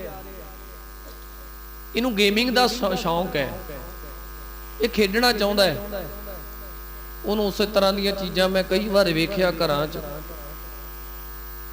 ਕਈ ਬੱਚਿਆਂ ਦੀ ਰੁਚੀ ਹੈ ਡਾਕਟਰ ਬਣਨ ਦੀ, ਹੈ ਛੋਟੇ ਛੋਟੇ ਨੇ। ਕੀ ਕਰਦੇ ਨੇ ਘਰ ਦੇ, ਉਹ ਬੱਚਿਆਂ ਨੂੰ ਉਹ ਡਾਕਟਰ ਵਾਲਾ ਸਮਾਨ ਲਿਆ ਕੇ ਦੇ ਦਿੰਦੇ ਨੇ। ਖਿਲੌਣਿਆਂ 'ਚ ਹੀ ਹੁੰਦਾ ਵੈਸੇ ਤਾਂ। ਉਹ ਕੰਨਾਂ ਚਲਾਉਣ ਵਾਲੀ ਟੂਟੀ ਜੀ, ਨਾ ਮੈਨੂੰ ਯਾਦ ਸੀ, ਭੁੱਲ ਗਿਆ ਮੈਂ। ਹਾਂਜੀ, ਮੈਥੋਂ ਨਹੀਂ ਕਹਿ ਜਾਣਾ। ਤੇ ਉਹ ਇੱਕ ਵੈਦ ਹੈ ਸਾਡਾ, ਉਹ ਵੀ ਚੱਕੀ ਫਿਰੇ ਤੇ ਹੈ ਤਾਂ ਚਲੋ ਆਪਣਾ ਪ੍ਰੇਮੀ ਹੈ, ਸਿੰਘ ਬਾਣੀ ਵੀ ਪੜ੍ਹ ਲੈਂਦਾ। ਉਹ ਵੈਦਗਿਰੀ ਕਰਨ ਲੱਗ ਗਿਆ, ਉਹ ਚੱਕੀ ਫਿਰੇ ਉਹ ਟੂਟੀ ਜੀ। ਮੈਂ ਉਹਨੂੰ ਪੁੱਛਿਆ ਵੀ ਇਹ ਕੀ ਹੈ? ਕਹਿੰਦਾ ਪਤਾ ਤਾਂ ਮੈਨੂੰ ਹੈ, ਪਤਾ ਨਹੀਂ ਕਹਿੰਦਾ ਕੀ ਆ। ਵੀ ਮੈਂ ਤਾਂ ਕਹਿੰਦਾ ਵੀ ਟੂਟੀ ਹੋ ਕਹਿੰਦਾ ਮੈਂ ਤਾਂ ਵਿਦੇਸੀ ਭਾਸ਼ਾ 'ਚ, ਇੰਗਲਿਸ਼ ਦੇ ਵਿੱਚ ਨਾਂ ਹੋਰ ਹੈ, ਬਾਬਾ ਜੀ ਲੈ ਰਹੇ ਨੇ। ਸੋ ਰਹੋ ਵਿਚਾਰ, ਆਪਾਂ ਬੱਚਿਆਂ ਨੂੰ ਉਧਰ ਨੂੰ ਹੀ ਤੋਰਦੇ ਆ ਜੇ ਚੰਗੇ ਆਪਾਂ ਮਾਂ ਪਿਓ ਹਾਂ, ਵੀ ਬੱਚੇ ਦੀ ਰੁਚੀ ਇੱਧਰ ਨੂੰ ਹੈ। ਗੁਰੂ ਨਾਨਕ ਸਾਹਿਬ ਜੀ ਨੇ ਵੇਖਿਆ ਵੀ ਇਹਦੀ ਜਿਹੜੀ ਮੱਤ ਹੈ ਉਹ ਉਦਾਸੀਨ ਹੈ, ਨਿਰਲੇਪ ਬਿਰਤੀ ਹੈ। ਸਤਿਗੁਰੂ ਜੀ ਨੇ ਪ੍ਰੈਸ਼ਰ ਨਹੀਂ ਪਾਇਆ, ਸਤਿਗੁਰੂ ਜੀ ਨੇ ਦਬਾਅ ਨਹੀਂ ਪਾਇਆ ਕਿ ਪੁੱਤਰਾ ਇਹ ਨਹੀਂ ਕਰਨਾ। ਸਤਿਗੁਰੂ ਮਹਾਰਾਜ ਗੁਰੂ ਨਾਨਕ ਸਾਹਿਬ ਜੀ ਨੇ ਖੁੱਲ੍ਹ ਦਿੱਤੀ, ਜਿਸ ਉਦਾਸੀਨ ਮਤ ਦੇ ਵਿੱਚ ਰਹਿਣਾ ਚਾਹੁੰਦਾ ਹੈ ਮੇਰਾ ਪੁੱਤਰ ਤਾਂ ਸਦਕੇ ਰਵੇ, ਕੋਈ ਦਿੱਕਤ ਨਹੀਂ। ਗੁਰੂ ਸਾਹਿਬ ਜੀ ਨੇ ਆਪ ਸ਼੍ਰੀਨਗਰ ਦੀ ਧਰਤੀ ਤੇ ਬਾਬਾ ਸ਼੍ਰੀ ਚੰਦ ਜੀ ਨੂੰ ਆਪ ਛੱਡ ਕੇ ਆਏ। ਇਹ ਸਾਧ ਸੰਗਤ ਜੀ ਮਤ ਦੀ ਜੋ ਪੜ੍ਹਾਈ ਕਰਨ ਵਾਸਤੇ, ਜੋ ਉਦਾਸੀਨ ਮਤ ਹੈ, ਇਹਦੀ ਪੜ੍ਹਾਈ ਕਰਨ ਵਾਸਤੇ ਗੁਰੂ ਨਾਨਕ ਸਾਹਿਬ ਜੀ ਆਪ ਸ਼੍ਰੀਨਗਰ ਛੱਡ ਕੇ ਆਏ ਬਾਬਾ ਸ਼੍ਰੀ ਚੰਦ ਜੀ ਨੂੰ। ਉੱਥੋਂ ਤਕਰੀਬਨ 2 ਸਾਲ ਉਹ ਵਿਦਿਆ ਲਈ, 2 ਸਾਲ ਵਿਦਿਆ ਲੈ ਕੇ ਫਿਰ ਬਾਬਾ ਸ਼੍ਰੀ ਚੰਦ ਜੀ ਉੱਥੋਂ ਫਿਰ ਭਜਨ ਬੰਦਗੀ ਦੇ ਵਿੱਚ ਤਤਪਰ ਰਹਿਣ ਲੱਗ ਪਏ। ਭਜਨ ਕਰਨਾ, ਬੰਦਗੀ ਕਰਨੀ, ਇਕਾਂਤ 'ਚ ਰਹਿਣਾ, ਔਰ ਜਿੱਥੇ ਵੀ ਜਾਣਾ ਉੱਥੇ ਉਪਦੇਸ਼ ਦੇਣਾ। ਉਪਦੇਸ਼ ਕਾਹਦਾ ਦੇਣਾ ਜੀ? ਰੱਬੀ ਘਰ ਦਾ। ਗੁਰੂ ਨਾਨਕ ਸਾਹਿਬ ਤੋਂ ਉਲਟ ਉਪਦੇਸ਼ ਬਾਬਾ ਸ਼੍ਰੀ ਚੰਦ ਜੀ ਨੇ ਨਹੀਂ ਦਿੱਤਾ। ਗੁਰੂ ਨਾਨਕ ਸਾਹਿਬ ਜੀ ਦੇ ਉਪਦੇਸ਼ ਨੂੰ ਹੀ ਜਿੱਥੇ ਜਾਂਦੇ ਸੀ ਉਹ ਦ੍ਰਿੜ ਕਰਾਉਂਦੇ ਸੀ, ਉੱਥੇ ਦ੍ਰਿੜ ਕਰਾਉਣਾ। ਇੱਕ ਵੇਰ ਕਿਉਂਕਿ ਘੁੰਮਦੇ ਰਹਿੰਦੇ ਸੀ, ਚੱਕਰ ਕੱਟਦੇ ਰਹਿੰਦੇ ਸੀ। ਜਿਹੜੇ ਬੰਦਗੀ ਕਰਨ ਵਾਲੇ ਨੇ ਉਹ ਸਾਧ ਸੰਗਤ ਜੀ ਜਿੱਥੇ ਜੀ ਕਰਦਾ ਉਧਰ ਨੂੰ ਚਲੇ ਜਾਂਦੇ ਨੇ, ਜਿੱਥੇ ਜੀ ਕਰਦਾ ਉੱਥੇ ਬਹਿ ਜਾਂਦੇ ਨੇ, ਭਜਨ ਕਰਨ ਲੱਗ ਜਾਂਦੇ ਨੇ। ਉਹਨਾਂ ਨੂੰ ਕਿਸੇ ਜਗ੍ਹਾ ਨਾਲ ਨਹੀਂ ਹੁੰਦਾ। ਆਪਾਂ ਵੇਖਾਂਗੇ ਵੀ ਆਹ ਚਾਹੀਦਾ ਹੈ, ਉਹ ਚਾਹੀਦਾ ਹੈ, ਪਰ ਉਹ ਨਹੀਂ ਵੇਖਦੇ। ਨਾ ਉਹ ਕੋਈ ਥਾਂ ਵੇਖਦੇ ਆ, ਨਾ ਉਹ ਧੁੱਪ ਸਿਆਲ ਵੇਖਦੇ ਆ। ਬਸ ਜਿੱਥੇ ਜੀ ਕਰਦਾ, ਜਿੱਥੇ ਮਨ ਲੱਗਦਾ ਉੱਥੇ ਬਹਿ ਜਾਂਦੇ।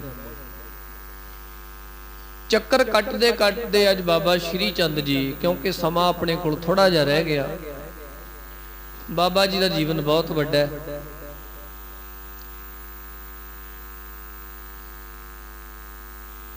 ਬਾਬਾ ਸ਼੍ਰੀ ਚੰਦ ਜੀ ਜਦੋਂ ਬਾਬਾ ਬੁੱਢਾ ਜੀ ਦਾ ਅੰਤਿਮ ਸੰਸਕਾਰ ਹੋਣਾ ਸੀ ਅੰਮ੍ਰਿਤਸਰ ਦੇ ਨੇੜੇ ਰਮਦਾਸ ਨਗਰ 'ਚ, ਉੱਥੇ ਬਾਬਾ ਸ਼੍ਰੀ ਚੰਦ ਜੀ ਨੇ ਆ ਕੇ ਸ਼ਮੂਲੀਅਤ ਕੀਤੀ। ਉੱਥੇ ਪਹੁੰਚੇ। ਜੇ ਖਿਲਾਫ ਹੁੰਦੇ, ਜੇ ਗੁਰੂ ਨਾਨਕ ਸਾਹਿਬ ਜੀ ਨੇ ਉਹਨਾਂ ਨੂੰ ਬੇਦਖਲ ਕੀਤਾ ਹੁੰਦਾ ਤੇ ਉੱਥੇ ਨਾ ਆਉਂਦੇ। ਫਿਰ ਪੰਜਵੇਂ ਪਾਤਸ਼ਾਹ ਸ੍ਰੀ ਗੁਰੂ ਅਰਜਨ ਦੇਵ ਮਹਾਰਾਜ ਜੀ ਦਾ ਵਿਆਹ ਹੋਇਆ ਮੌ ਸਾਹਿਬ ਦੀ ਧਰਤੀ ਤੇ, ਫਲੌਰ ਦੇ ਨੇੜੇ ਹੈ। ਉੱਥੇ ਬਾਬਾ ਸ਼੍ਰੀ ਚੰਦ ਜੀ ਉੱਥੇ ਵੀ ਨਾਲ ਗਏ, ਇਤਿਹਾਸ ਮਿਲਦਾ। ਇੱਕ ਵੇਰ ਗੁਰੂ ਰਾਮਦਾਸ ਮਹਾਰਾਜ ਜੀ ਦੇ ਦਰਸ਼ਨ ਕਰਨ ਸ਼੍ਰੀ ਅੰਮ੍ਰਿਤਸਰ ਸਾਹਿਬ ਦੀ ਧਰਤੀ ਤੇ ਬਾਬਾ ਸ਼੍ਰੀ ਚੰਦ ਜੀ ਆਏ। ਜਦੋਂ ਆਏ, ਧੰਨ ਗੁਰੂ ਰਾਮਦਾਸ ਮਹਾਰਾਜ ਨੂੰ ਲੱਗਾ ਪਤਾ ਕਿ ਗੁਰੂ ਨਾਨਕ ਸਾਹਿਬ ਜੀ ਦੇ ਵੱਡੇ ਸੁਪੁੱਤਰ ਬਾਬਾ ਸ਼੍ਰੀ ਚੰਦ ਜੀ ਆਏ ਨੇ। ਗੁਰੂ ਪੁੱਤਰ ਜਾਣ ਕਰਕੇ, ਬੰਦਗੀ ਦੇ ਪ੍ਰਤਾਪ ਕਰਕੇ ਧੰਨ ਸ਼੍ਰੀ ਗੁਰੂ ਰਾਮਦਾਸ ਮਹਾਰਾਜ ਸੱਚੇ ਪਾਤਸ਼ਾਹ ਜੀ ਆਪ ਸਤਕਾਰ ਦੇ ਵਿੱਚ ਬਾਬਾ ਜੀ ਨੂੰ ਲੈਣ ਵਾਸਤੇ ਅੱਗੇ ਖਲੋਤੇ। ਤੇ ਜਦੋਂ ਸਾਧ ਸੰਗਤ ਜੀ ਬੈਠੇ ਤੇ ਧੰਨ ਗੁਰੂ ਰਾਮਦਾਸ ਮਹਾਰਾਜ ਜੀ ਦਾ ਦਾੜਾ ਬਹੁਤ ਵੱਡਾ ਸੀ। ਜਦੋਂ ਚੌਕੜਾ ਮਾਰ ਕੇ ਬਹਿੰਦੇ ਸੀ, ਹੇਠਾਂ ਧਰਤੀ ਨੂੰ ਲੱਗਦਾ ਸੀ। ਕਾਫੀ ਲੰਬਾ ਦਾੜਾ ਸੀ ਗੁਰੂ ਰਾਮਦਾਸ ਜੀ ਦਾ। ਬਾਬਾ ਸ਼੍ਰੀ ਚੰਦ ਜੀ ਗੁਰੂ ਰਾਮਦਾਸ ਮਹਾਰਾਜ ਸੱਚੇ ਪਾਤਸ਼ਾਹ ਜੀ ਨੂੰ ਕਹਿਣ ਲੱਗੇ, ਕਹਿੰਦੇ ਜੀ ਆਪ ਜੀ ਨੇ ਐਡਾ ਵੱਡਾ ਦਾੜਾ ਕਿਉਂ ਵਧਾਇਆ ਹੈ? ਇੱਕ ਕੁਛ ਵੀ ਸਮਝ ਲਓ ਬਈ ਕਿਸ ਮੁਤਾਬਕ ਬਾਬਾ ਸ਼੍ਰੀ ਚੰਦ ਜੀ ਨੇ ਗੁਰੂ ਰਾਮਦਾਸ ਜੀ ਨੂੰ ਕਿਹਾ ਹੋਵੇ।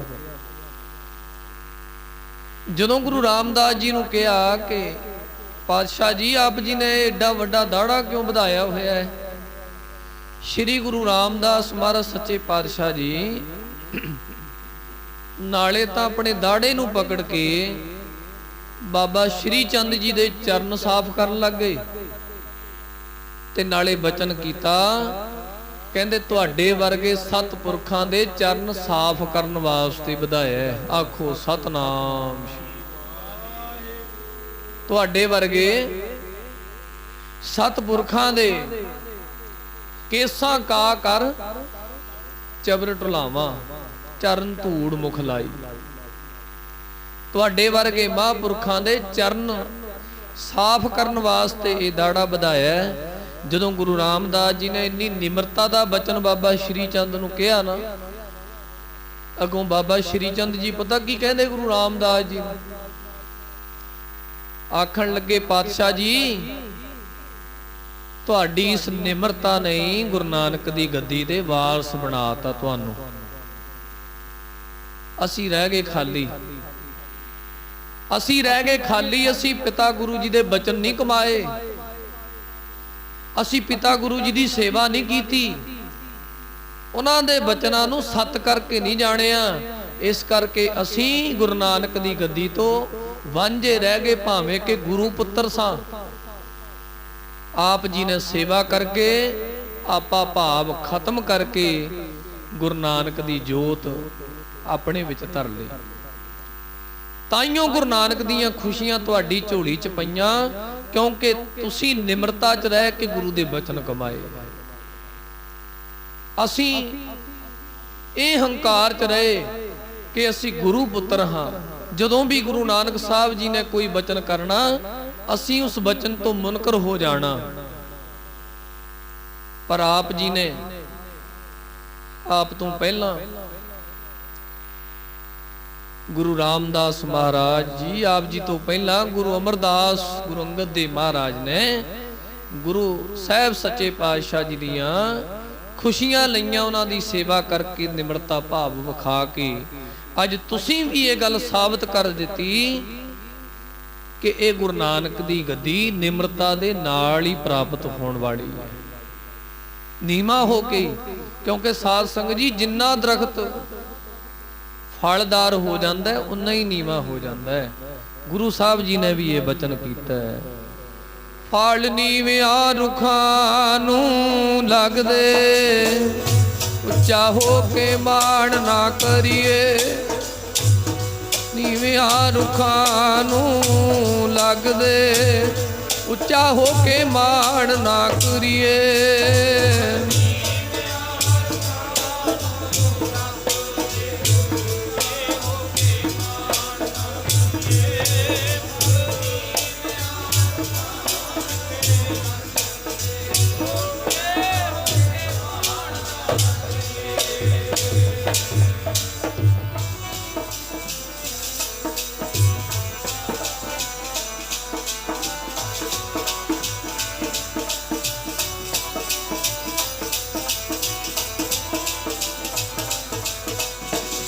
प्यारे जी ऊंचे हो के माण ना करिए।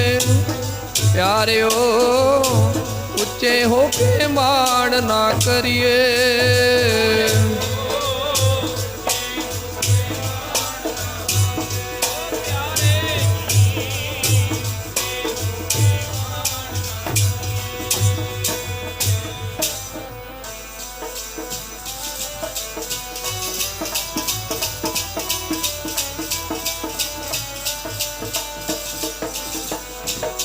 ਫਲ ਨੀਵਿਆਂ ਰੁੱਖਾਂ ਨੂੰ ਲੱਗਦੇ, ਫਲ ਨੀਵਿਆਂ ਰੁੱਖਾਂ ਨੂੰ ਸੰਗਤੇ ਲੱਗਦੇ।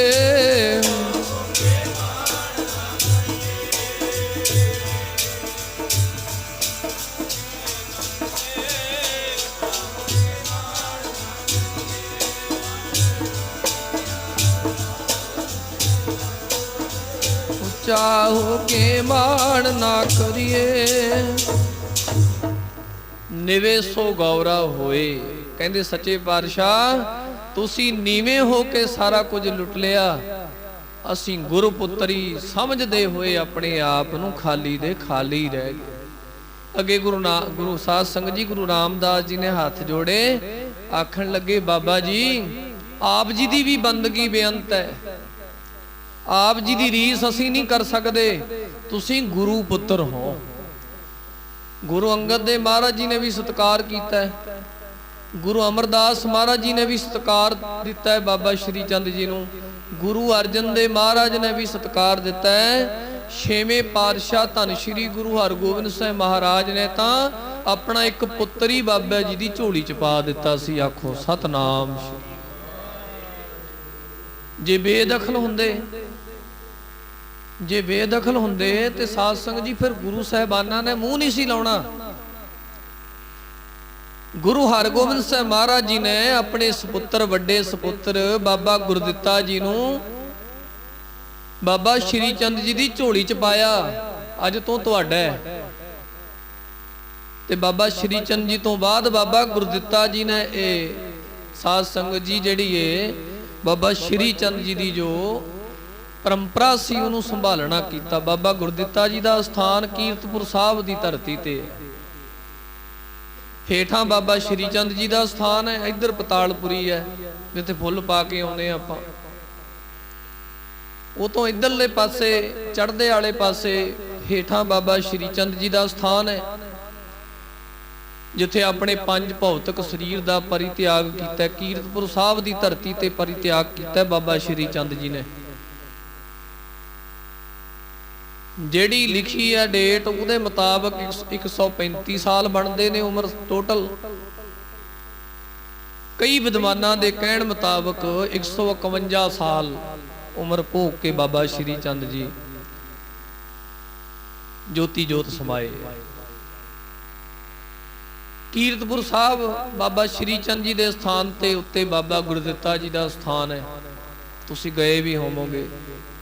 ਵਿਚਾਲੇ ਨਹਿਰ ਪੈਂਦੀ ਹੈ, ਉਹ ਤੋਂ ਅੱਗੇ ਬਾਬਾ ਬੁੱਢਣ ਸ਼ਾਹ ਜੀ ਦਾ ਰਹੋ ਵਿਚਾਰ।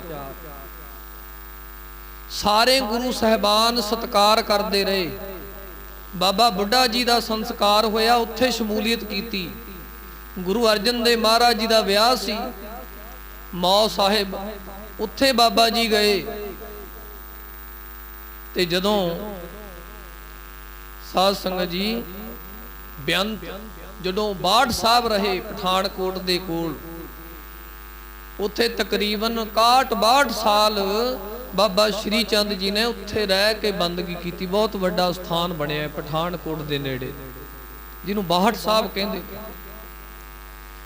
ਉੱਥੇ ਲੰਬਾ ਸਮਾਂ ਭਗਤੀ ਬੰਦਗੀ ਕੀਤੀ।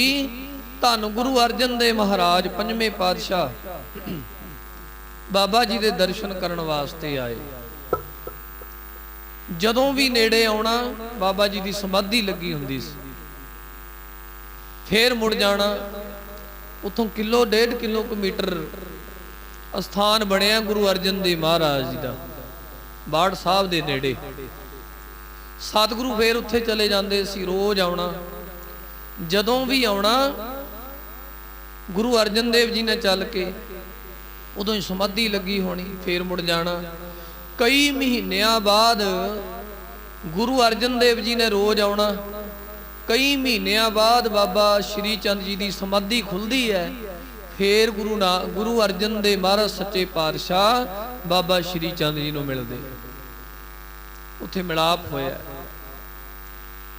ਜੇ ਵਰਖਲਾਫ ਹੁੰਦੇ, ਜੇ ਵੱਖਰੀ ਰੀਤੀ ਦੇ ਮਾਲਕ ਹੁੰਦੇ, ਫਿਰ ਕਿਹੜੇ ਗੁਰੂ ਸਾਹਿਬ ਜੀ ਨੇ ਮੂੰਹ ਲਾਉਣਾ ਸੀ? ਜਿਹੜੇ ਬਰਖਲਾਫ ਹੋਏ ਉਹਨਾਂ ਨੂੰ ਗੁਰੂ ਸਾਹਿਬ ਨੇ ਮੂੰਹ ਨਹੀਂ ਲਾਇਆ। ਪਿਰਥੀ ਚੰਦ ਵਰਗਿਆਂ ਨੂੰ, ਗੁਰੂ ਰਾਮ ਰਾਏ ਵਰਗਿਆਂ ਨੂੰ ਮੂੰਹ ਨਹੀਂ ਲਾਇਆ ਗੁਰੂ ਸਾਹਿਬ। ਉਹ ਸੀ ਉਲਟ। ਬਾਬਾ ਸ਼੍ਰੀ ਚੰਦ ਜੀ ਉਲਟ ਨਹੀਂ ਸਨ। ਗੁਰੂ ਨਾਨਕ ਸਾਹਿਬ ਜੀ ਦਾ ਉਪਦੇਸ਼ ਦ੍ਰਿੜ ਕਰਵਾਇਆ ਲੋਕਾਂ 'ਚ। ਉਹਨਾਂ ਦਾ ਜੀਵਨ ਪੜ੍ਹ ਕੇ ਵੇਖੋ। ਅੱਜ ਦੇਸ਼ ਦਸ਼ੰਤਰਾਂ ਦਾ ਰਟਨ ਕਰਦੇ ਹੋਏ ਬਾਬਾ ਸ਼੍ਰੀ ਚੰਦ ਜੀ ਪੈਸ਼ਾਵਰ ਤੋਂ ਕਾਬਲ ਪਹੁੰਚੇ ਨੇ। ਇਹ ਪਾਕਿਸਤਾਨ ਦੇ ਵਿੱਚ ਨੇ। ਪਹਿਲਾਂ ਤਾਂ ਇੱਕੋ ਹੀ ਸੀ ਸਾਰਾ, 47 ਤੋਂ ਵੰਡ ਪਈ। ਕਾਬਲ ਜਦੋਂ ਪਹੁੰਚੇ ਨਾ ਬਾਬਾ ਸ਼੍ਰੀ ਚੰਦ ਜੀ, ਨਾਲ ਇਹਨਾਂ ਦਾ ਇੱਕ ਸੇਵਕ ਸੀ ਜਿਹਨੂੰ ਕਮਲੀਆ ਜੀ ਕਿਹਾ ਜਾਂਦਾ ਸੀ।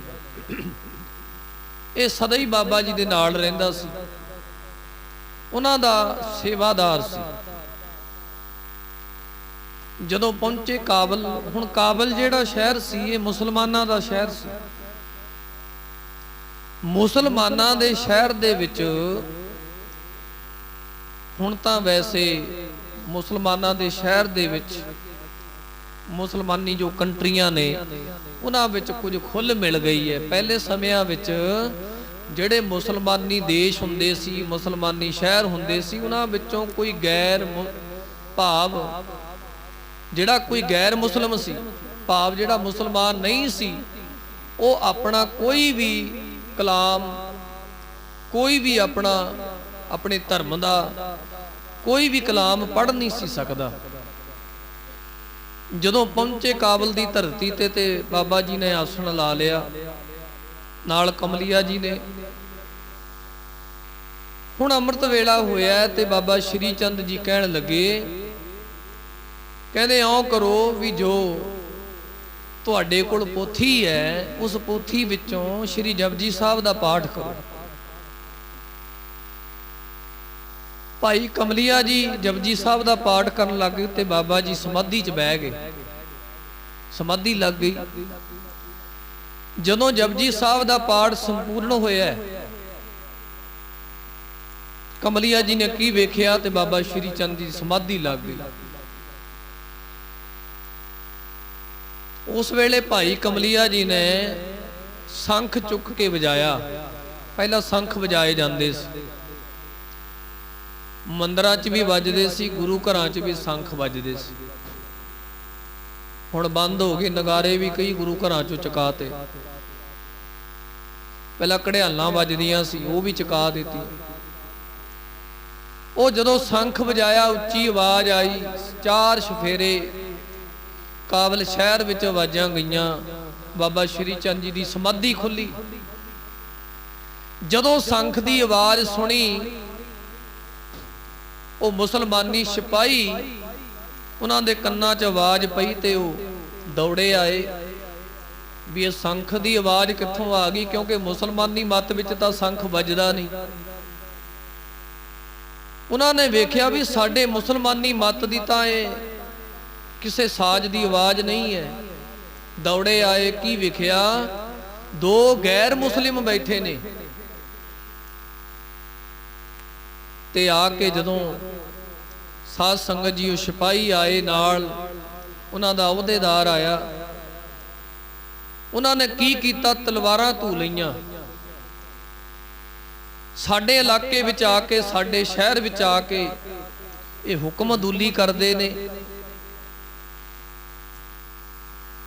ते साध संगत जी जदों तलवारां धूईयां, मैं साखी पढ़ रहा सां, ਉਹ ਜਦੋਂ ਤਲਵਾਰਾਂ ਧੂ ਕੇ ਮਾਰਨ ਲੱਗੇ ਵੀ ਇਹਨਾਂ ਨੂੰ ਹੁਣ ਵੱਢ ਦਿਓ, ਖਤਮ ਕਰ ਦਿਓ।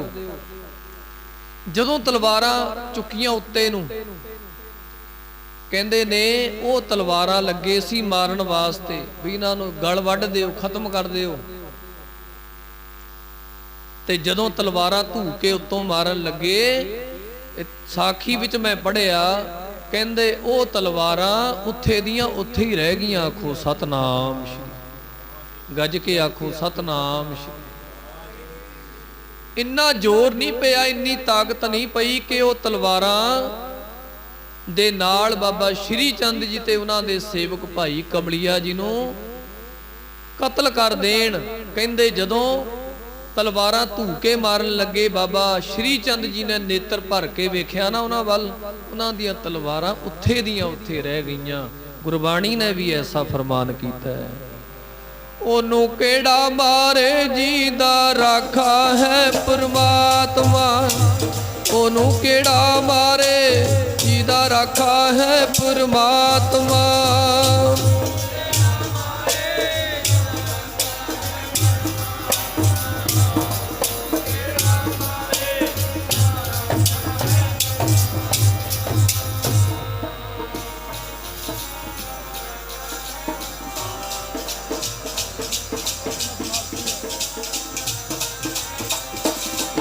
ਹਾਂਜੀ, ਉਹਨੂੰ ਕਿਹੜਾ ਮਾਰੇ ਜਿਹਦਾ ਰਾਖਾ ਹੈ ਪਰਮਾਤਮਾ, ਉਹਨੂੰ ਕਿਹੜਾ ਮਾਰੇ ਜਿਹਦਾ ਰਾਖਾ ਹੈ ਪਰਮਾਤਮਾ।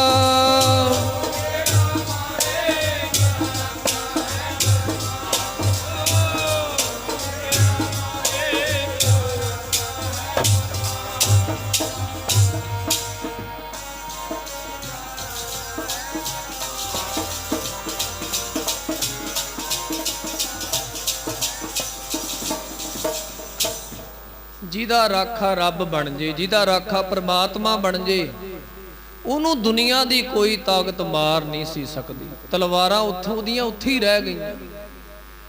ਜਦੋਂ ਵੇਖਿਆ ਸਾਧ ਸੰਗਤ ਜੀ ਵੱਡੇ ਅਹੁਦੇਦਾਰ ਨੇ, ਇਹ ਕੀ ਬਣ ਗਿਆ, ਇਹਦੇ ਵਿੱਚ ਤਾਂ ਬਹੁਤ ਵੱਡੀ ਕਰਾਮਾਤ ਹੈ, ਇਹਦੇ ਵਿੱਚ ਤਾਂ ਬਹੁਤ ਵੱਡੀ ਸ਼ਕਤੀ ਹੈ। ਸ਼ਕਤੀ ਸਮਝ ਕੇ ਬਾਬਾ ਸ਼੍ਰੀ ਚੰਦ ਦੇ ਵਿੱਚ, ਤੇ ਉਹ ਸਾਧ ਸੰਗਤ ਜੀ ਉਹ ਫੌਜ ਦਾ ਜਿਹੜਾ ਅਹੁਦੇਦਾਰ ਸੀ ਤੇ ਬਾਬਾ ਸ਼੍ਰੀ ਚੰਦ ਜੀ ਦੇ ਚਰਨਾਂ 'ਚ ਢਹਿ ਪਿਆ।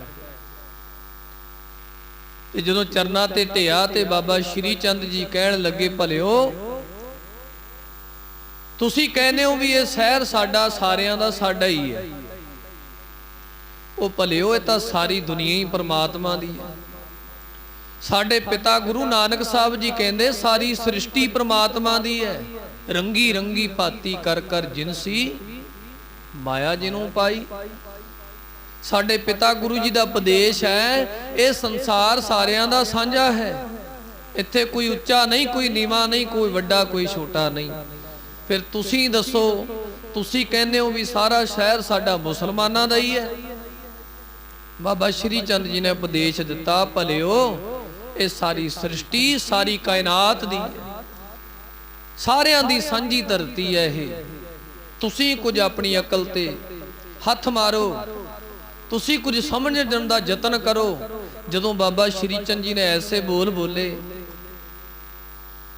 ਤੇ ਸਾਧ ਸੰਗਤ ਜੀ ਅਹੁਦੇਦਾਰ ਦੇ ਕੰਨਾਂ ਵਿੱਚ ਪੈ ਕੇ ਉਹਦੇ ਜੇਨ ਵਿੱਚ ਗੱਲਾਂ ਗਈਆਂ ਵੀ ਵਾਕਈ ਗੱਲ ਤਾਂ ਸਹੀ ਕਰ ਰਹੇ ਨੇ, ਅਸੀਂ ਧੱਕੇ ਨਾਲ ਹੋਰਨਾਂ ਨੂੰ ਬੰਦ ਕਰ ਰਹੇ ਹਾਂ। ਫਿਰ ਗੁਰੂ ਨਾਨਕ ਸਾਹਿਬ ਜੀ ਦੀ ਮੱਕੇ ਵਾਲੀ ਸਾਖੀ ਬਾਬਾ ਸ਼੍ਰੀ ਚੰਦ ਜੀ ਨੇ ਫੌਜ ਦੇ ਅਹੁਦੇਦਾਰ ਨੂੰ ਸੁਣਾਈ ਕਿ ਇੱਕ ਵਾਰ ਸਾਡੇ ਪਿਤਾ ਗੁਰੂ ਜੀ ਮੱਕੇ ਮਦੀਨੇ ਤੁਹਾਡੇ ਉਸ ਦੇਸ਼ ਵਿੱਚ ਗਏ ਸਨ, ਤੇ ਜਦੋਂ ਰਾਤ ਨੂੰ ਸੁੱਤੇ ਮਹਾਰਾਜ ਆਰਾਮ ਕਰਨ ਵਾਸਤੇ ਤੇ ਗੁਰੂ ਨਾਨਕ ਸਾਹਿਬ ਜੀ ਦੇ ਚਰਨ ਤੁਹਾਡੇ ਉਹ ਮੱਕੇ ਵੱਲ ਨੂੰ ਹੋ ਗਏ, ਕਾਬੇ ਵੱਲ ਨੂੰ ਹੋ ਗਏ, ਜਿੱਧਰ ਤੁਸੀਂ ਸਿਜਦਾ ਕਰਦੇ ਹੋ। ਤੇ ਤੁਹਾਡੇ ਇੱਕ ਕਾਜੀ ਨੇ ਗੁਰੂ ਨਾਨਕ ਸਾਹਿਬ ਜੀ ਦੇ ਪਿਤਾ ਗੁਰੂ ਜੀ ਦੇ ਨੂੰ ਕਿਹਾ, ਤੁਸੀਂ ਕਾਫਰ ਹੋ, ਸਾਡੇ ਕਾਬੇ ਵੱਲ ਨੂੰ ਪੈਰ ਕਰਕੇ ਪਏ ਹੋ। ਤੇ ਧੰਨ ਗੁਰੂ ਨਾਨਕ ਸਾਹਿਬ ਸਾਡੇ ਪਿਤਾ ਗੁਰੂ ਜੀ ਨੇ ਇਹ ਗੱਲ ਕਹੀ ਸੀ ਤੁਹਾਡੇ ਉਸ ਕਾਜੀ ਨੂੰ ਕਿ ਭਾਈ ਜਿੱਧਰ ਖੁਦਾ ਨਹੀਂ ਹੈ ਉਧਰ ਨੂੰ ਸਾਡੇ ਪੈਰ ਕਰ ਦਿਓ। ਤੇ ਕਹਿੰਦੇ ਤੁਹਾਡੇ ਕਾਜੀ ਨੇ ਸਾਡੇ ਪਿਤਾ ਗੁਰੂ ਜੀ ਦੇ ਚਰਨ ਪਕੜ ਕੇ ਘੁਮਾਏ ਤੇ ਉਹਨੂੰ ਇਉਂ ਲੱਗਿਆ ਵੀ ਉਹ ਸਾਰਾ ਕਾਬਾ ਉਧਰ ਨੂੰ ਹੀ ਘੁੰਮੀ ਜਾਂਦਾ ਜਿੱਧਰ ਗੁਰੂ ਨਾਨਕ ਦੇ ਚਰਨ ਘੁੰਮਦੇ। ਹੈਰਾਨ ਹੋ ਕੇ ਉਹ ਕਾਜੀ ਮੌਲਵੀ ਸਾਰੇ ਸਾਡੇ ਪਿਤਾ ਗੁਰੂ ਜੀ ਦੇ ਚਰਨਾਂ ਚ ਢਾਏ ਤੇ ਸਾਡੇ ਪਿਤਾ ਗੁਰੂ ਜੀ ਨੇ ਉਹਨਾਂ ਨੂੰ ਉਪਦੇਸ਼ ਦਿੱਤਾ, ਭਲਿਓ ਤੁਸੀਂ ਕੱਲਾ ਹੀ ਕਾਬੇ ਦੇ ਵਿੱਚ ਹੀ ਪ੍ਰਮਾਤਮਾ ਅਕਾਲ ਪੁਰਖ ਨੂੰ, ਰੱਬ ਨੂੰ, ਖੁਦਾ ਨੂੰ ਸਮਝੀ ਬੈਠੇ ਹੋ। ਖੁਦਾ ਤਾਂ ਸਾਰੀ ਕਾਇਨਾਤ ਦੇ ਵਿੱਚ ਰਮਿਆ ਹੋਇਆ ਹੈ, ਸਾਰੇ ਪਾਸੇ।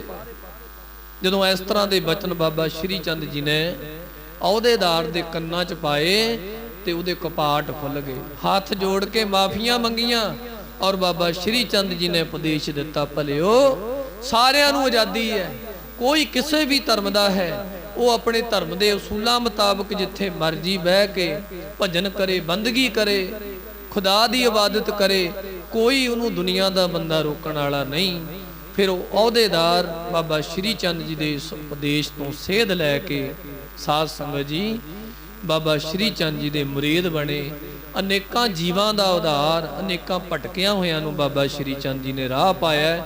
ਕੋਈ ਵੱਖਰਾ ਰਸਤਾ ਨਹੀਂ ਸੀ, ਗੁਰੂ ਨਾਨਕ ਸਾਹਿਬ ਜੀ ਦਾ ਉਪਦੇਸ਼ ਹੀ ਜਾ ਜਾ ਕੇ ਬਾਬਾ ਸ਼੍ਰੀ ਚੰਦ ਜੀ ਨੇ ਦ੍ਰਿੜ ਕਰਵਾਇਆ। ਸੋ ਅੱਜ ਉਹਨਾਂ ਦਾ ਜਨਮ ਦਿਹਾੜਾ ਸਾਰੇ ਸਿੱਖ ਜਗਤ ਦੇ ਵਿੱਚ ਪਿਆਰ ਸਤਿਕਾਰ ਨਾਲ ਮਨਾਇਆ ਜਾ ਰਿਹਾ ਹੈ।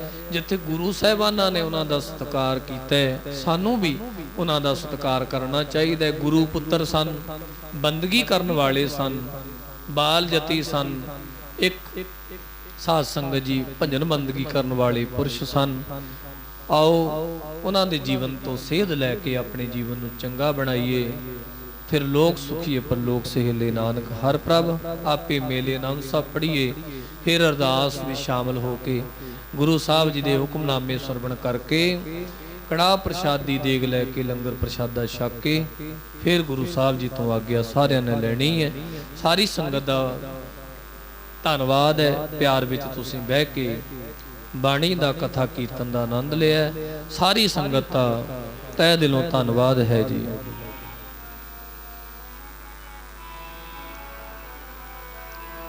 ਰਾਮ ਕਲੀ ਮਹੱਲਾ ਤੀਜਾ। ਆਨੰਦ ਏਕ ਓੰਕਾਰ ਸਤਿਗੁਰ ਪ੍ਰਸਾਦ। ਆਨੰਦ ਪਿਆ ਮੇਰੀ ਮਾਏ ਸਤਿਗੁਰੂ ਮੈਂ ਪਾਇਆ।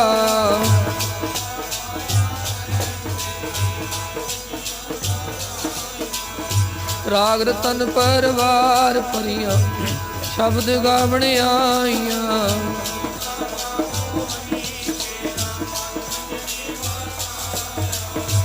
ਕਹਿ ਨਾਨਕ ਆਨੰਦ ਹੋਆ ਸਤਿਗੁਰੂ ਮੈਂ ਪਾਇਆ।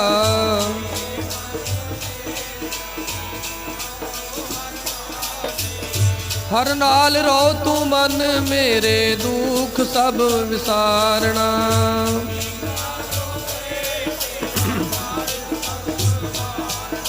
ਸਭ ਨਾਗਲਾ ਸਮਰੱਥ ਸੁਆਮੀ ਸੋ ਕਿਉ ਮਨੋ ਵਿਸਾਰੇ।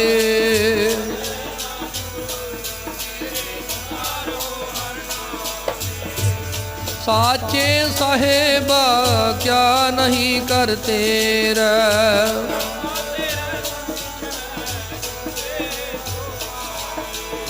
ਸਦਾ ਸਿਫਤ ਸਲਾਹ ਤੇਰੀ ਨਾਮ ਮਨ ਵਸਾਵੇ।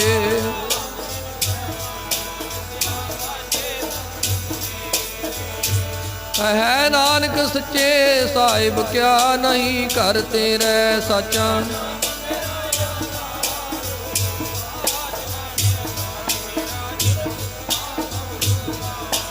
ਕਰ ਸ਼ਾਂਤ ਸੁਖ ਮਨ ਆਏ ਵਸਿਆ। ਜਿਨ ਇੱਛਾ ਸਭ ਪੁਜਾਈਆਂ।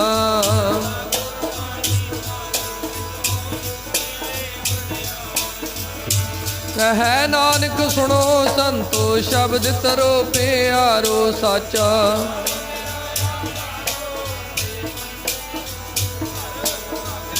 ਕਰ ਸੁਭਾਗੈ ਸ਼ਬਦ ਵਾਜੇ ਕਲਾ ਜਿਤ ਕਰ ਤਾਰਿਆ।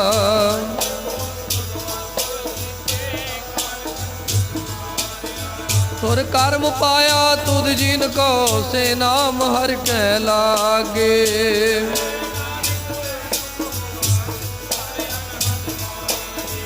ਆਨੰਦ ਸੁਨੋ ਵੱਡ ਭਾਗੀ ਹੋ ਸਗਲੇ ਮਨੋਰਥ ਪੂਰੇ।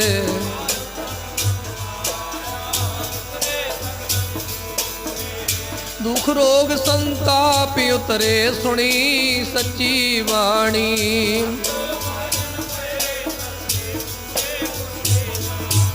ਸੁਣਤੇ ਪੁਨੀਤ ਕਹਤੇ ਪਵਿੱਤ ਸਤਿਗੁਰ ਰਹਿਆ ਭਰਪੂਰੇ।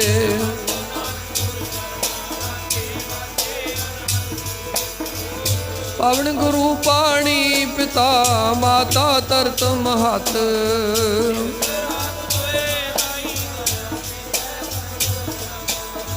ਚੰਗਿਆਈਆਂ ਬੁਰਿਆਈਆਂ ਵਾਚੈ ਧਰਮ ਹਦੂਰ।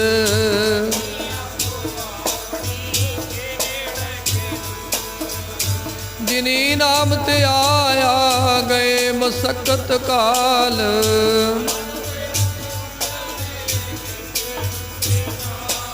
ਬੋਲੋ ਵਾਹਿਗੁਰੂ ਜੀ ਕਾ ਖਾਲਸਾ ਵਾਹਿਗੁਰੂ ਜੀ ਕੀ ਫਤਿਹ।